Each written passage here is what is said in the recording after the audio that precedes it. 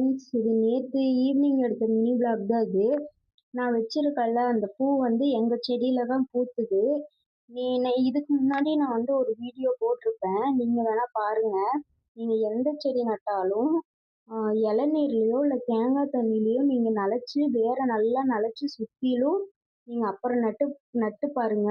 பூ சூப்பரா பூக்கும். காஞ்சு போற நிலைமையிலேயே இருந்தாலும் செடி நல்லா வளரும். சரி பாப்பா எந்திரிக்கங்காட்டி டீ எல்லாம் வச்சு குடிச்சிட்டு சமைச்சிடலாம்.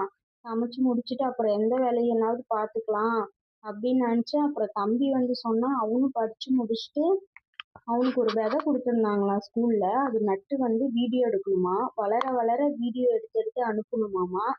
ஆனா நாங்க படிக்கிற அப்போலாம் செடியா கொடுத்தாங்க.